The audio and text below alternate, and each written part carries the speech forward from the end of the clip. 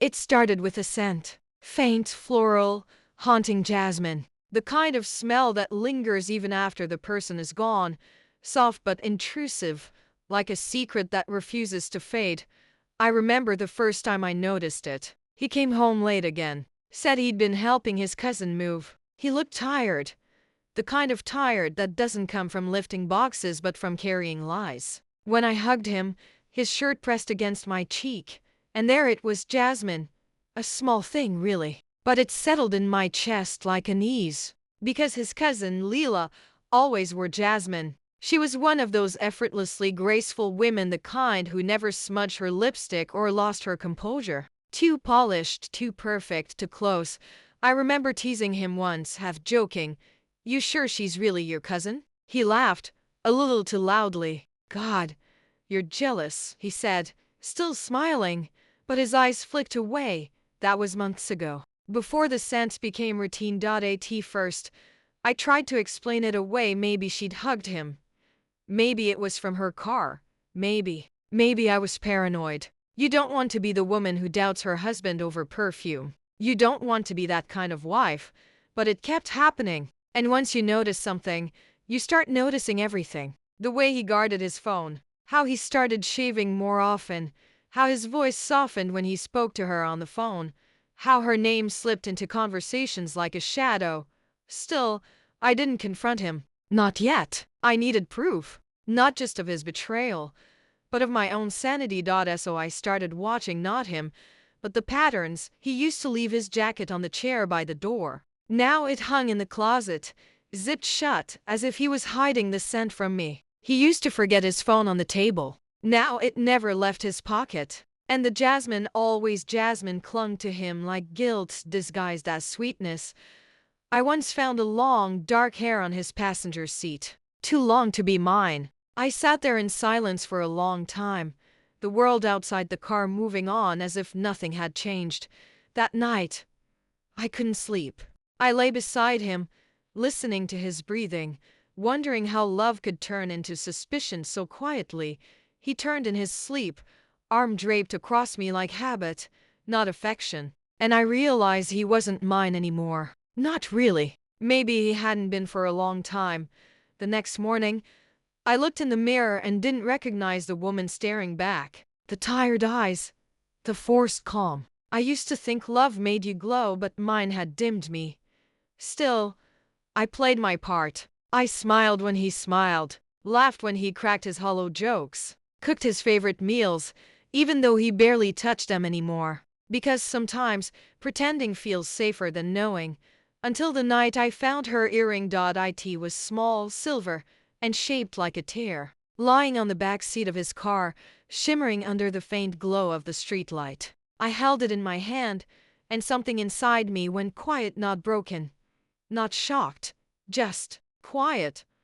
That's the thing about betrayal. It doesn't always explode. Sometimes it just settles, slow and suffocating, until you're too tired to fight. When he came home that night, jasmine filled the doorway before he did. I stood there, holding the earring behind my back, and smiled. "Rough day?" I asked. He nodded, kissed my forehead, and lied. I didn't confront him that night. I just watched. Every movement, every word, every flicker of guilt he thought he was hiding. And somewhere in that silence, I decided I wouldn't beg. I wouldn't scream. I wouldn't let him see me break. I would let him lie, and I would make sure, when the truth finally came out, he'd never forget the scent of what he destroyed. After that night, I stopped asking questions. Not because I believed him, but because I didn't need to anymore. Silence does its own kind of talking. You just have to listen differently.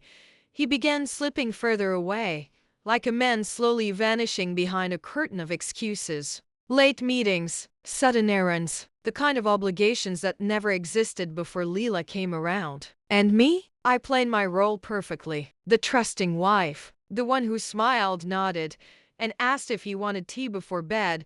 I learned that pretending can be its own kind of power. There's something about a man who thinks he's fooling you. He relaxes. He lets his guard down. And in that calm, he forgets that you're still watching. It was a Tuesday when I started keeping notes. Small things, times, places, the lies that didn't line up.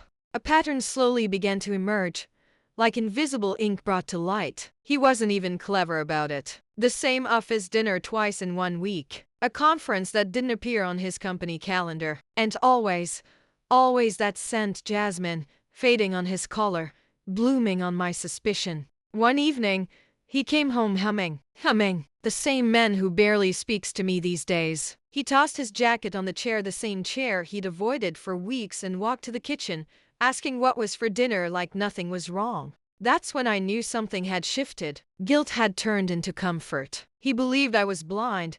Later that night, while he showered, I picked up his jacket. The jasmine was stronger than usual, rich, almost fresh. Beneath it, I found a folded napkin in the pocket. White linen, embossed with the logo of a hotel we used to visit before our marriage began to rot.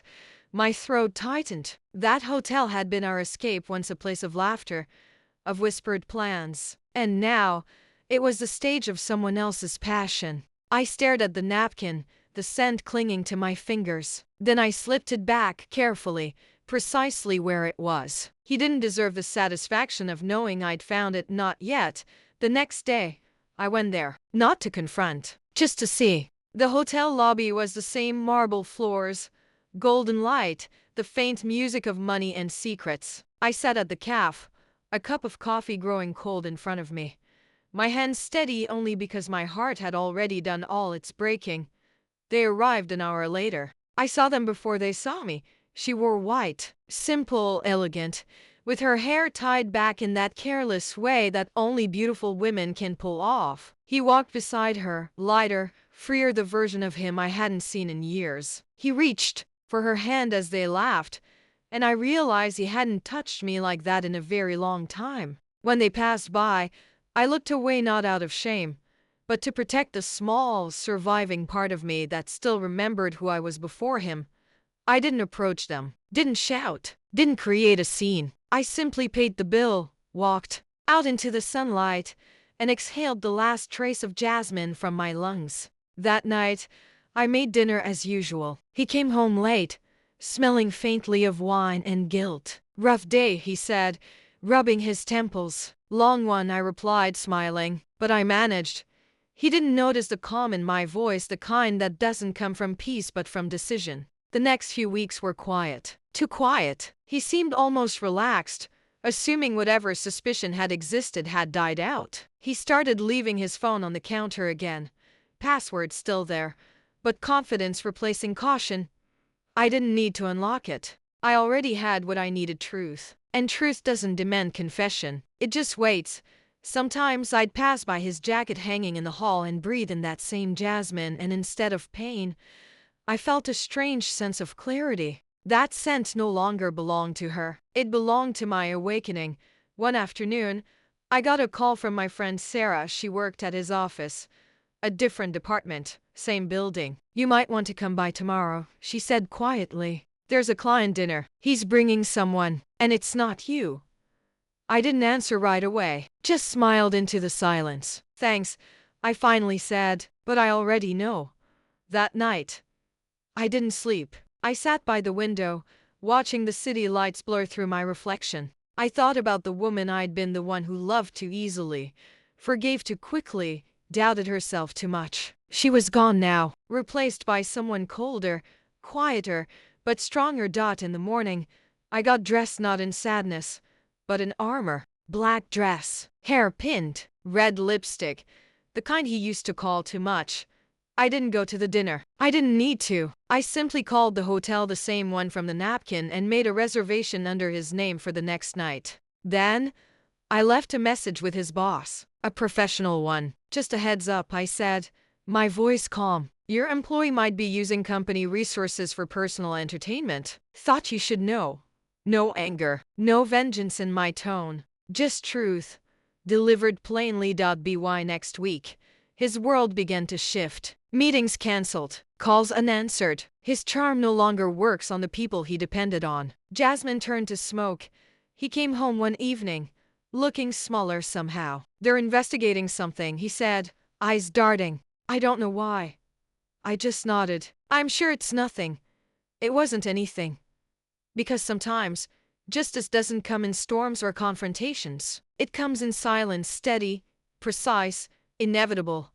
And I was done being weak. There is a strange calm that follows betrayal, the kind that doesn't feel like peace but like surrender. I woke up one morning and realized I hadn't cried in weeks. My heart wasn't healed, but it had stopped bleeding. Maybe that's how people survive. They just run out of pain. He was unraveling, though. I could see it in his shoulders, in the way he started coming home earlier, trying to be attentive again. Guilt has its own kind of perfume, bitter, uneasy, impossible to mask. He'd kiss my cheek, bring flowers, even cook once, like a man performing the memory of love instead of the act of it. I watched him quietly, not with forgiveness, not with anger, just understanding. Because once you've seen the truth, you stop reacting. You simply observe. One night, while he slept, his phone buzzed on the nightstand. I didn't touch it. I didn't have to. The name that flashed across the screen said enough, Leela.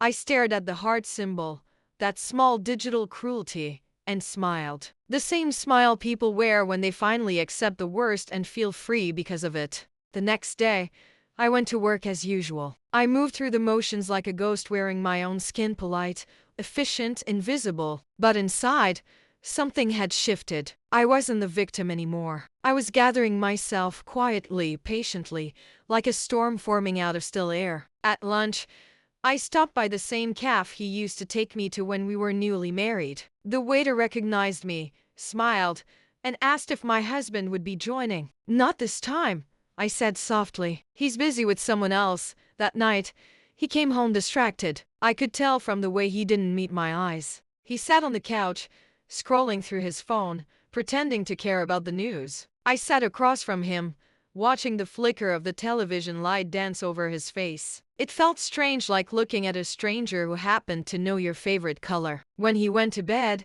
I stayed up, staring at our wedding photo on the wall. The woman in that picture, her smile, her glow, she was gone. I couldn't mourn her anymore. I had become someone else entirely. The following weekend, he said he had a conference out of town. I didn't even respond. I just nodded and asked if he needed help packing. He looked relieved, maybe even grateful. He thought I was finally back to being the quiet, compliant version of myself. But I wasn't. After he left, I opened his drawer not to snoop, but to close a chapter. Inside, I found what I already knew would be there. Another napkin, this one with a lipstick stain that wasn't mine. I held it for a moment, then placed it gently in a small box with our wedding ring photos, the ones from better days. I wasn't angry. I was documenting an ending. He returned Sunday evening. I greeted him with a smile, dinner on the table, and wine already poured. He seemed lighter again, humming softly under his breath. That same hum he used to have after seeing her. Halfway through dinner, I asked, "Do you ever miss us?" He looked up, confused. "What do you mean, us?" I repeated. "Before the meetings, before the late nights." He laughed nervously. "Of course I do." But his eyes told me otherwise. That night, after he fell asleep, I made my decision. I didn't want revenge. Revenge is noisy. I wanted something quieter, something that lasted. So I began to plan. In the mornings, I left for work earlier than usual. He thought I was throwing myself into my job to cope. In a way, he was right, but not in the way he believed. I had started collaborating with a new client, one of his firm's largest partners. By the time the project was approved, I would be the one deciding whether his department stayed or got cut. Fate has a cruel sense of irony. Weeks passed, and his guilt began turning to fear. His company was under audit, the one he'd been secretly using for his business trips. Every paper trail led back to him. Every false expense claim. Every dinner was charged to the firm in her name. He came home one evening, pale and quiet. "They're asking questions," he said, his voice trembling slightly, "about my reports. I might need to speak with legal." I looked up from my book. "You should," I said. "Honesty is always the best defense." He stared at me, trying to read my tone, but I didn't offer one. Just silence. That night, I dreamt of jasmine again, not the flower, but the scent. It wasn't sweet anymore. It smelled like endings. The next morning, I walked into my office, documents in hand. The final signatures were due. Once I signed, His department would be downsized. His position terminated. He'd have no idea who signed the letter that ended his career. I signed, and as I held the pen, I hesitated not out of mercy, but memory. I thought of the man who once brought me coffee at dawn, who kissed my forehead before leaving for work, who promised that love was forever. That man no longer existed. Maybe he never did. The ink dried faster than I expected. That evening, he came home later than usual. His hands trembled as he set his briefcase down. "They let me go," he said softly. Just like that. No warning. I stood by the counter,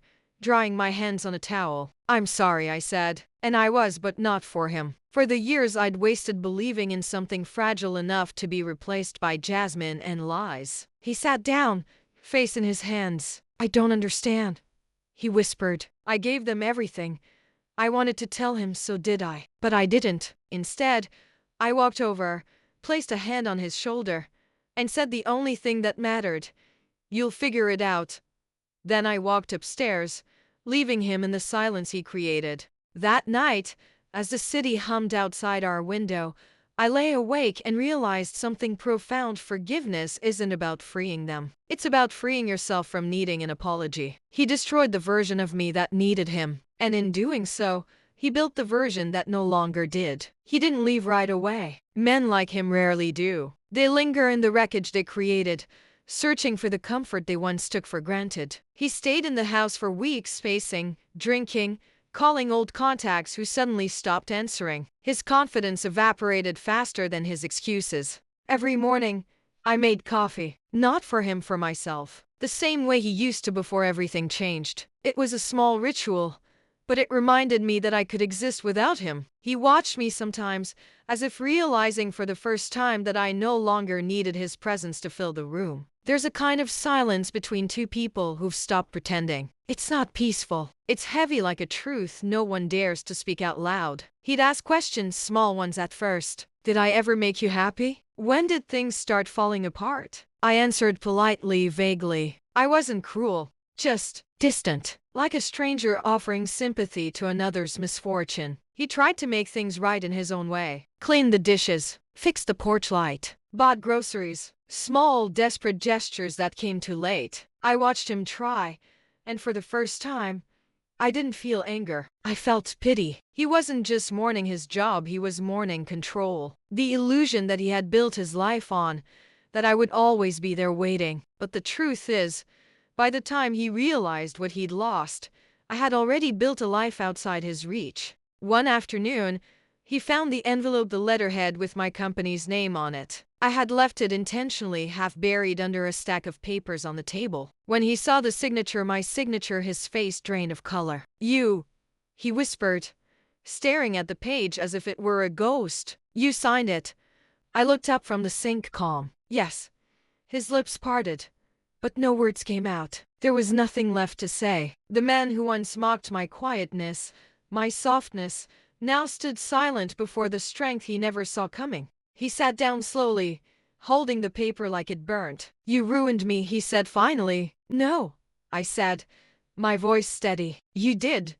He didn't respond, just sat there, eyes vacant, breathing unevenly. That was the moment I understood that revenge isn't fire, it's ice. It doesn't rage. It freezes, quiet and deliberate, until the world catches up. That night, I found him in the living room, sitting in the dark. He didn't even turn when I entered. "I keep thinking about what went wrong," he said softly. "Was it really her? Was it worth it?" His voice cracked on the last word. I didn't answer. Some questions don't deserve replies. He left a few days later. Not with drama or shouting, just a quiet closing of the door. He took his clothes, his laptop, and a few books. The rest stayed. The memories, the echoes, the ghosts. For weeks after, the house felt lighter. Not empty, just clean, like it had finally exhaled after years of holding its breath. I spent mornings on the balcony, coffee in hand, watching the sunrise. I started writing again, painting again, rediscovering the things I had abandoned in the name of love. Freedom doesn't come with fireworks. It arrives quietly, like a dawn you didn't expect to see. Then, one evening, I received a message. Unknown number. It read, "I saw you today. My heart skipped, but not from fear, from recognition. He had been at the cafe across the street from my office. The same man who once couldn't he handle my ambition now sat watching me walk into a building with my name on the door. He sent another message. "You look different." I typed, deleted, and retyped. Finally, I replied, "I am." He didn't answer after that. Maybe he understood. Maybe he didn't. But I didn't need his validation anymore. His silence was enough, a quiet acknowledgement of the distance between who I was and who I'd become. Weeks turned into months. Life unfolded naturally. I started sleeping better, smiling more, existing without the constant weight of someone else's expectations. Sometimes I'd catch the faint scent of jasmine on someone passing by, and instead of anger, I felt nothing, just a memory, fading like smoke. Then one afternoon, as I left the office, I saw him again across the street, standing near a newspaper stand. His hair was grayer, his posture tired. Our eyes met briefly. There was no confrontation, no words exchanged, just a silent recognition to people who had shared a story that no longer belonged to either of them. He gave a small nod.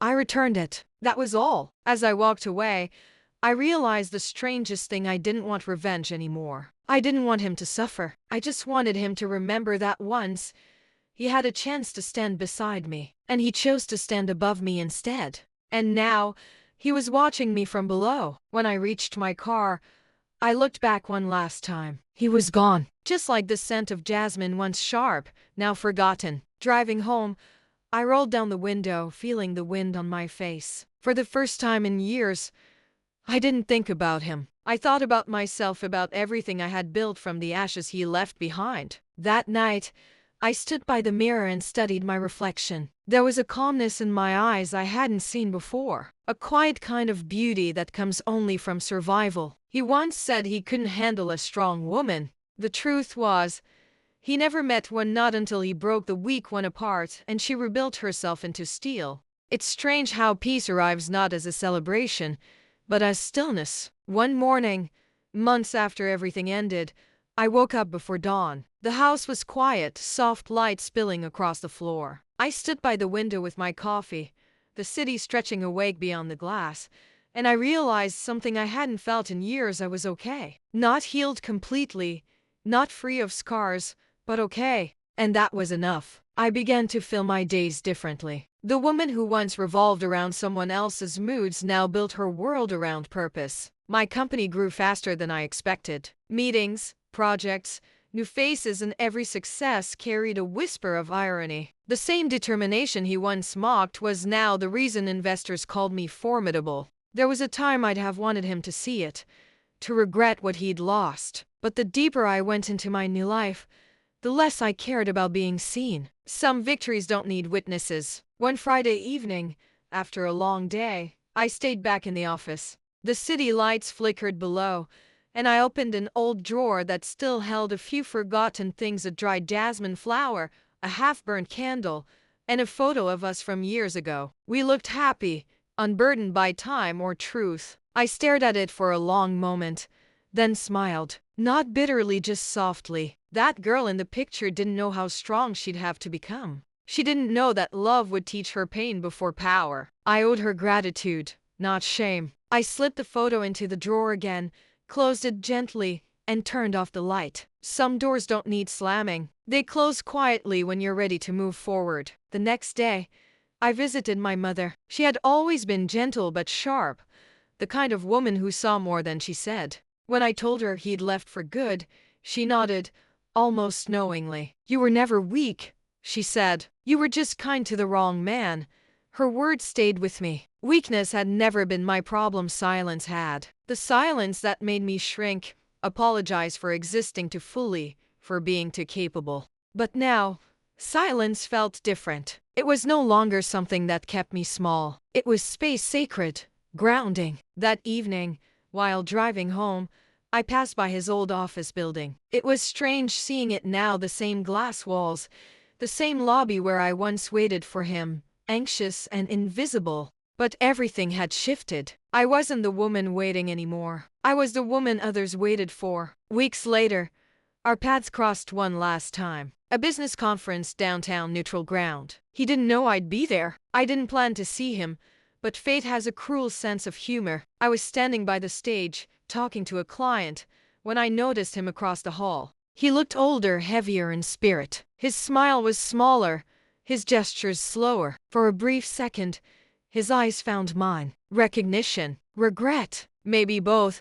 He excused himself from the group he was standing with and walked toward me, hesitant. "You look well," he said. "I am," I replied simply. He nodded, eyes flickering downward. "I heard about your company. Congratulations." "Thank you." There was a pause, long, awkward, waited. He shifted his stance, searching for words. "You know," he said. I didn't mean to. I cut him off gently. "You don't have to explain." He looked relieved, almost grateful. "You were always too understanding," he murmured. I smiled faintly. "Not anymore." For the first time, he laughed, a tired, broken laugh. "You really did change." "No," I said. "I just stopped trying to prove my worth to people who couldn't see it." He didn't have an answer. After a moment, he extended his hand. "I hope you're happy." "I am," I said again and meant it. We shook hands. A clean ending. No lingering resentment. No hidden longing. Just two people who had once loved each other in the wrong way, now finally letting go. As I walked away, I felt light, not triumphant, free. I realized then that the truest form of revenge isn't destruction. It's evolution. It's outgrowing the version of yourself that tolerated pain for the sake of love. That night, I drove home with the windows down. The wind tangled my hair, and the scent of the city filled the air. Exhaust, rain, life. Not jasmine. That smell had disappeared long ago. I parked outside my house, stepped out, and for a long moment, just stood there looking at the sky. The moon hung low, the stars faint, but steady. It felt like closure, not the kind that erases the past, but the kind that honors it. Later, as I sat by the mirror brushing my hair, I caught my reflection and smiled at the woman staring back. Her eyes didn't carry the same softness anymore, but they weren't cold either. They were steadily aware of everything they'd seen and still unafraid to see more. I whispered to myself, "You made it." And maybe that was the real ending, not the letter I signed, not the moment he left, but this. The quiet acknowledgement that I had survived without bitterness, that I had turned heartbreak into independence, humiliation into dignity. He said he couldn't handle a weak woman. What he never understood was that weakness is a season, not a definition. And mine had passed. Now, I wasn't just strong, I was untouchable.